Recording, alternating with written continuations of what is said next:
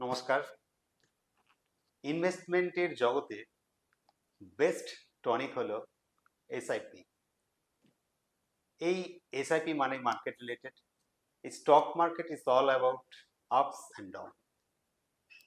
যখন মার্কেট খুব আপ থাকে প্রত্যেকের মনেই খুব আনন্দ লাগাটা খুব স্বাভাবিক, কেন তার পোর্টফোলিও দুর্দান্ত একটা পোর্টফোলিও রিটার্ন দেখতে পাচ্ছে। কিন্তু যখনই মার্কেট ডাউন হবে তার মনে একটা প্যানিক তৈরি হবে।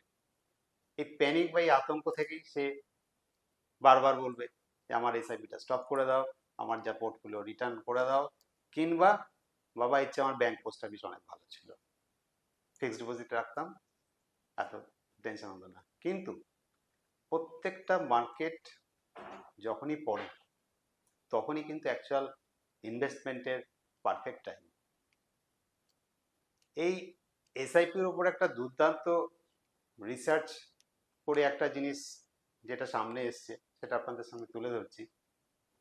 সেটা হলো, ধরুন প্রথম 5 বছরে আপনার এসআইপি রিটার্ন 8%-এর চেয়ে বেশি যদি আপনার রিটার্ন আসে, সেইটাই যখন লং টাইমে, ধরুন আরও নেক্সট 5 ইয়ার্সের মাথায়, 10 বছরের মাথায়, তখন আপনার রিটার্ন চলে আসবে 14.9%।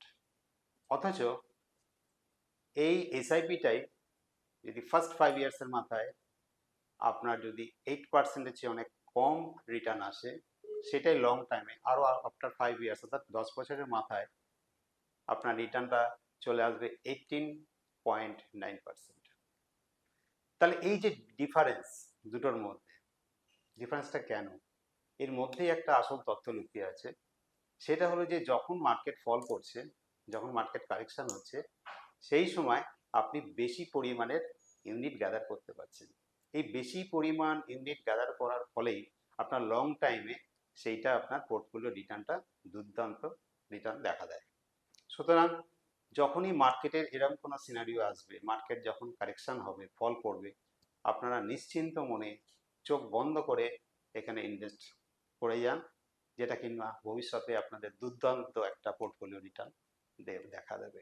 সুতরাং একটা জিনিস আমরা জানতে পারলাম যে slow start is a good start for SIP. ধন্যবাদ।